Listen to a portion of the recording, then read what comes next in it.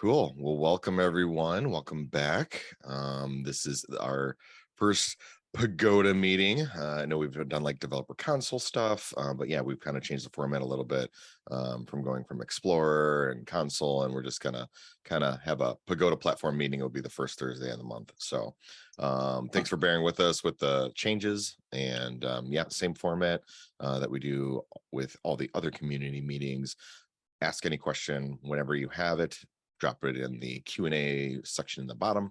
We'll get to that either in real time or wait till the end and do like an AMA section. But yeah, Austin, you want to take it away?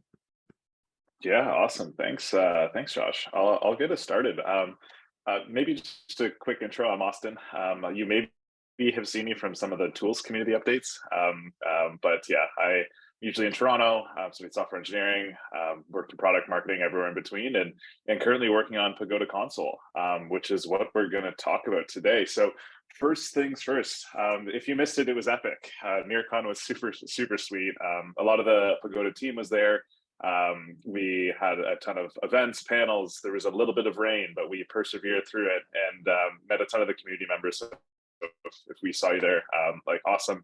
And if not, we'll be doing it again next year. I have a strong inclining that it'll happen again next year. So so join us then. But what I really wanted to talk about was one of our big announcements at Pagoda.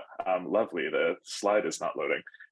And essentially, this is the biggest release yet for the Pagoda console. So essentially what we've covered is the ability for people to launch on Pagoda in like literally a few minutes. And what I'm going to show today is actually just walking through this flow.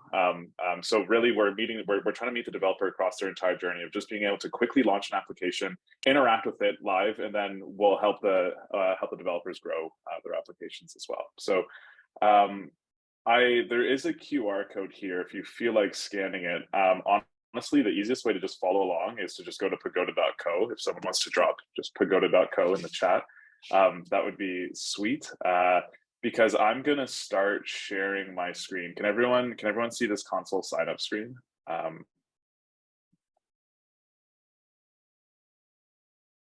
Yeah, because can everyone see the login screen? Or We don't see the login screen. No, sure. it just kind of like cut off a little bit.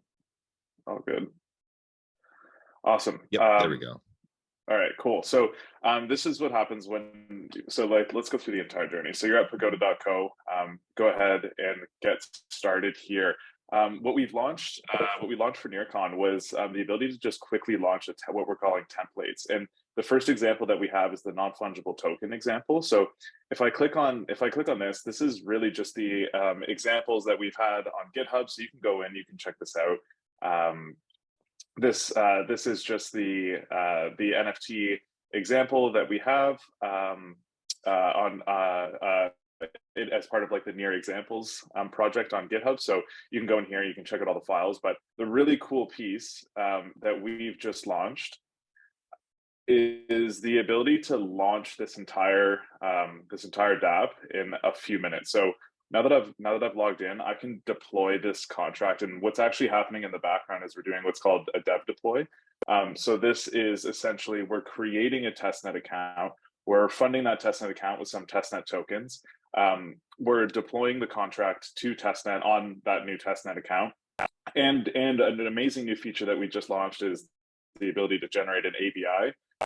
So we're automatically creating the ABI and then bundling that with the contract so that you can interact with it. So it is a dev deploy, which is why it's got this funny address name, which is like dev plus some timestamp.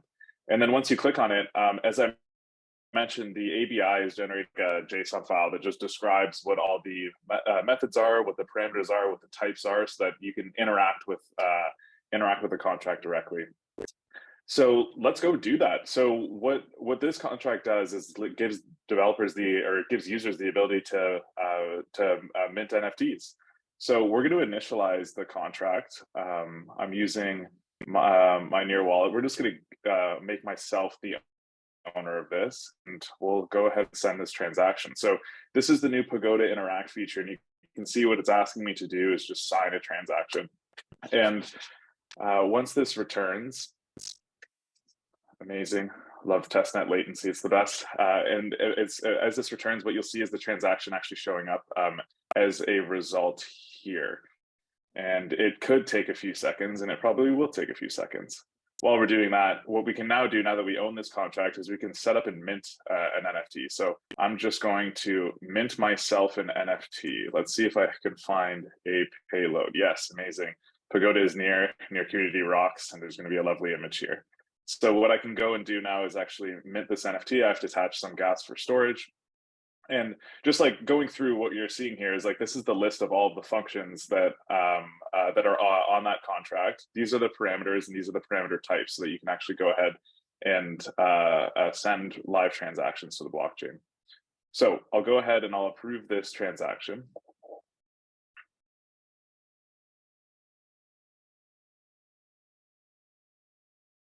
Awesome, cool. And what we can do is we can go and take a look at my near wallet. Can everyone see this tab? So this is the wallet that I was just logged into. This is pagodaaustin.testnet. I just created it and I'll refresh this. Okay, amazing. We are currently running into an issue with actually sending the transactions off. This is super fun. Let me try and initialize another contract. They're always great. Yes, live demos. That's how you know it's real. Let me create a new project, and what I'm going to do is go through this same flow again. We're going to deploy another contract.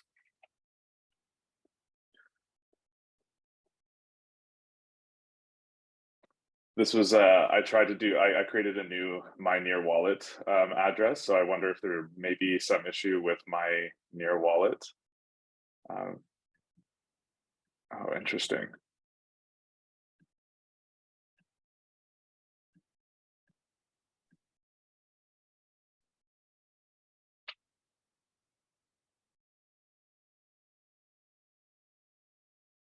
You take a peek at the console if you right click and go yeah, dev tools, see what the console is. There errors. Yeah. Oh, okay, there we go. Oh, hey, all right, woo, awesome. Let's try, I'm going to try and connect to a different wallet just to see if that may have been, I'm not sure why that would have been an issue, but I have used this one in the past, and now I'm going to ruin this the sense that I did this all at once because I've minted probably 1 million NFTs here. So you're going to see a whole bunch of NFTs when I go to the wallet. So let's again initialize this contract.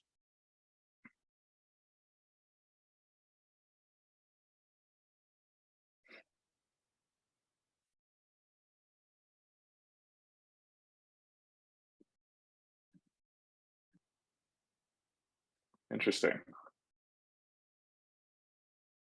Okay, we're getting some 500 errors, so let's just keep moving. I'm gonna see if I can set up an alert here.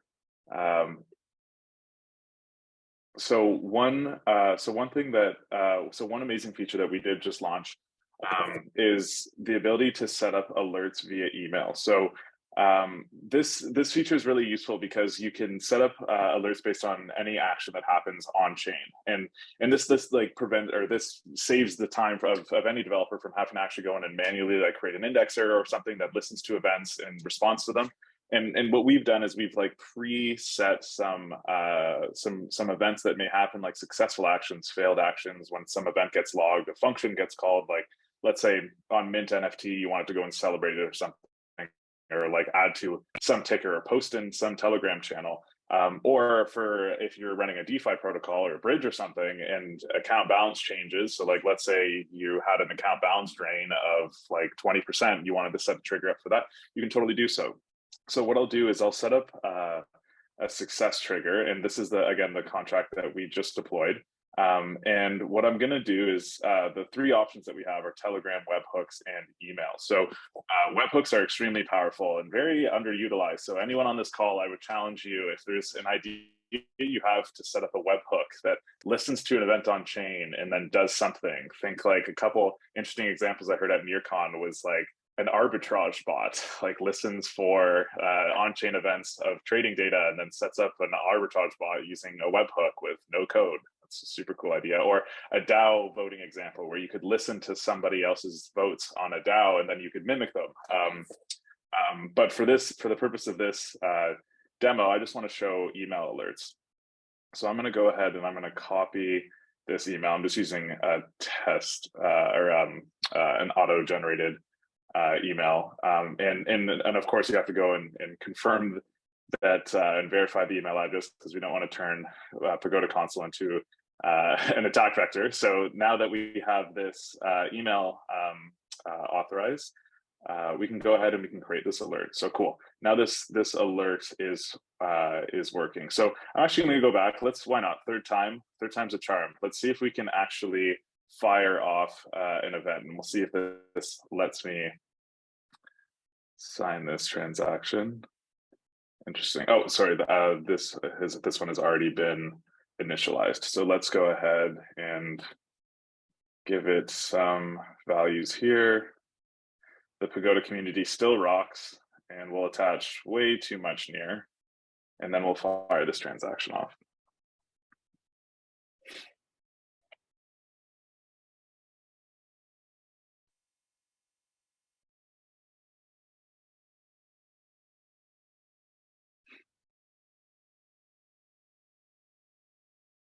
Okay, amazing. While we're waiting for the results to load, we'll see if this was an issue with just returning results. Oh, okay, amazing. So, currently in console, we're just having an issue with actually returning the results. But what you can see is that this transaction was successfully sent, and this is the alert that was sent to that email address. So we can go and check it out on Explorer. And of course, since Explorer needs a second to catch up with the block hash, but this is where the transaction would exist if it once it's ready to go. Okay, amazing. The next thing that I want to show off is analytics. So just checking out, let's check out a mainnet contract. And what you'll notice is that this is actually like, I'm just going to use the ref finance contract, and note that I didn't develop this contract. So you can add and check out analytics for any contract. So let's do that. So here's ref finance. There's a ton. This is jumping back into the analytics page. So analytics are powered by Wombi, and what this does is that for any contract, this could be your own, some other contract that you're following, it shows you key data that you would care about, like number of transactions, total number of users, liquid balance, gas spent, transactions by users, transactions and users over time, retention rates, weekly active users, all this super fun stuff that any dApp developer would probably just go and create themselves. We just automatically show for them. This is a super handy feature, and you can use it on, again, your contracts or any contract that's on chain. Another amazing feature that I wanted to show off was enhanced API. So there are a few tools that you can use in order to actually go and get data from your off-chain in order to power parts of your application. If you're using NFTs or coins or fungible tokens in your project, what you can do is you can use these. You can use the enhanced API to automatically grab some on-chain data using pre-configured queries, and you can see here on the right side that there's some example responses of some data, and this is just like the quickest way possible to go and query on-chain data and return it back to an application or to yourself as a developer. And the last thing that I just wanted to show off was I'm going to switch to another account. And we're going to show off the RPC. We're going to show off the RPC usage here. So back in the APIs tab, you'll see that there's an RPC key here, or an API key here. So this allows us to go and capture the on-chain, the events that are associated with this RPC key. And we can then present RPC statistics. So you'll look that over whatever period of time that you choose to take a look at, 30 days, 7 days, a couple of hours, it shows all of the requests that are associated with that API key. And it helps to just show some super quick at a glance information that you might care about, like volume or the method breakdown. So which methods are called, the success rates, like the percentage of success or the number of successes and the number of failures based on any of those RPC requests. And all this is again tied to the API key here. So if you want to get started, just jump into Pagoda console, grab an API key, add it to your application, start making calls with that API key, and then you'll see these statistics automatically showing up. Cool. So that's all that I wanted to demo. I'm just going to jump back into the presentation. And again, awesome. feel free that's to. all that I wanted to. Oh, I was just gonna say again, feel free to drop go ahead, any Josh. questions or yeah, any questions or comments that you have in the chat. Be happy to answer them. But yeah, go ahead, Austin. Yeah, no, I was just going to ask for questions, and one thing I just wanted to call out was we do have a feedback mechanism right within console. So you'll notice in the very bottom right corner of console we have a little it's like a little speech bubble, and if you click on that, you can report bugs, you can request features, or you can just contact us. So I've actually was just in there now responding to a few people that sent us some requests and reported some bugs. So thank you for doing that. If anyone's on the call, that's awesome. Thank you. But that's the easiest way to get in touch with us for any feedback. And like always, you can follow us on social and get started by just hitting pagoda.co. Cool. Is there any questions?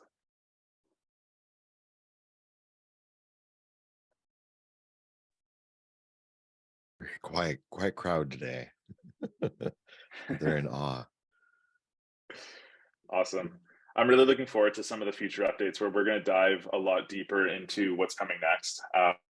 So just while, if anyone does have any questions in mind, just go ahead and type them or raise your hand. But our big focus, just at a very high level, is to just grow the number of developers in the Near ecosystem, and just by delivering whatever tools and services that we can in order to grow this. So if you do have requests, ideas, partnerships, opportunities, and things like that to help grow the Near ecosystem, please reach out. I'd love to chat.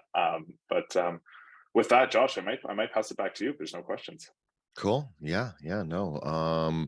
Yeah, great job. I don't have anything to add to that, but yeah, feel free to ask any questions if you do have them, but it looks like we don't have very many. So I guess with that, we could probably just wrap up. Oh, hey, I see a question coming in. Any education style videos in the making? Ooh, that's a good question. Could I ask for like a specific, the short answer is yes. I'd be curious, like specifically what you're looking for. Like, is it like building contracts, how to use like Pagoda and Pagoda console? I'm just curious, like specifically what type of video content that this person would be looking for. I know that we have Dorian, who has like near bites that show off some of the interesting things that we've launched.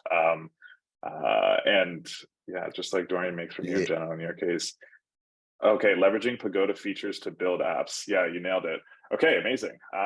That is not currently on the radar for something immediately, but that's a really interesting idea. So I'll take that back as feedback for basically how to use the Pagoda platform in order to like integrate with parts of your DApp in order to make the developer lifecycle a little bit easier. Put those in video format. It's great feedback. Thanks, Mateus. Cool. Yeah, if there's no any further questions, we probably can end it early. And oh, hey, we got one more. Any security related features in the making, tracking transactions, etc. Cool. Yeah, again, I'd love to unpack that one a little bit more, because with things like tracking transactions, for example, the alerts feature is extremely powerful for that, right? So with using alerts, you can listen to any type of event that happens on chain and react to it. So if some transaction happens, like you can go successful transactions, failed transactions, specific functions being called, account balances changing, and a couple of other ones that I can't remember off the top of my head. So that would be the closest that we have to monitoring transactions. But I'd also be curious, like Mateus, from other security related tools. All right, I'm reading this now. So when using USDT or USDC, everything happens through wrap.near, so it becomes a pain to trace originator signed accounts that initiated transactions. Interesting. Okay, so this is more of an audit tool. Beyond alerts and triggers, like just from a security perspective, or from like an auditing transaction perspective, that's not the immediate focus of console, but I do think that that's like a really interesting use case. I'll send you. I'm not sure if there's some way for me to send my email address or Telegram to Mateus. Josh, do you know? Because I'd like to just like maybe follow up and have like a more in-depth conversation about expectations. Yeah, absolutely. I know their Discord handle. But yeah, Mateus, if you want to drop that, you want to ping. Let me like here. I'll just drop my email. Okay. Awesome. I know this is like so like faux pas just because I actually don't know my Discord handle with the numbers offhand. Or at Austin Baggio. That's me on Twitter too. Yes, posting in office hours. That'd be awesome. Cool. Thanks for the engagement, Mateus. All right, I see another anonymous attendee. Any plans of using a contract API for generating JS client-side libraries that can have more type safe when interacting with the contract from the client side? Yeah, that's one of the many benefits of an API. So one discussion that we're I would suggest that like the immediate answer to that is that it's kind of up to the developer if they want to use an API to go and validate front ends. So like as you're building a smart contract, if you do have an API that's generated and up to date, you could use that in as part of like your dev flow to just help with suggestions as you're typing. And now that I think about it, that actually feels a little bit more like IDE browser extension. There's definitely more upcoming work on the API itself, and I would encourage you to paste that feedback in the devs feedback channel so we can get that over to the tools team. Just to show that there's like a +1 for, and actually we'll send that over to the tools team just to so that you don't have to, just as like a +1 that there might be an opportunity for better type safety with contract APIs. And another note, just on the API, you can generate them for Rust contracts right now, and it's on the roadmap, but it's obviously a very different type of challenge to generate APIs for JavaScript and TypeScript contracts. So hopefully we'll be able to support that soon in the future. Just to level set expectations, if there's any JS or TS devs in the audience wondering if they can use API, it's currently just for Rust contracts right now.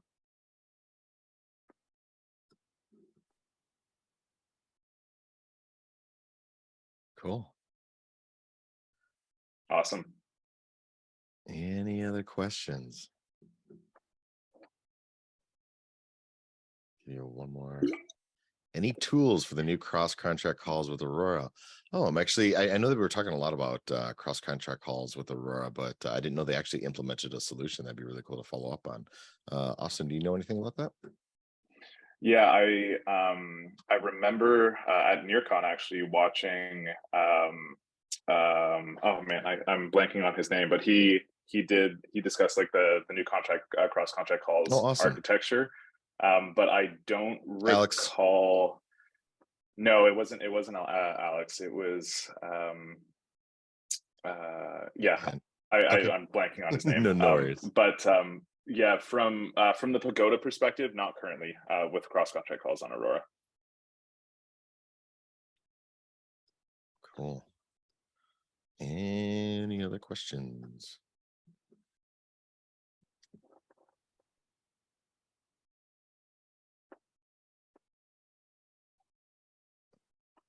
Was that 8 seconds? Is that obligatory wait? Cool. Well, thank you so much, Austin, for going through all this. I'm really excited. Enough harassment on my side. Thanks, guys. Thanks so much for all the questions. Thanks again for showing us the continuing evolving Pagoda platform. Stoked to see what it becomes. And yeah, I guess call to action would be go to pagoda.co, try it out, leave some feedback in that button. Anything else you'd like to have the audience engage in, or the YouTube No, viewers like later? yeah, give it a try. And I'm just gonna list out the open challenge again. Do something crazy with alerts. Like let's see what you can do with alerts, and then tag us with it. So alerts and triggers, I think, is really powerful with webhooks. So if you come up with an interesting use case, just throw like a quick blurb on Twitter with like a GIF or something that shows what it does, and tag us in it, and we'll check it out. Awesome. Sounds good. Thanks, Austin. Thanks everyone for joining. Thanks, everybody. See you Thanks, next Josh. Monday. And yeah, next week, Thursday, will be the protocol meeting. So come join and ask any questions about the protocol. All right. Take care.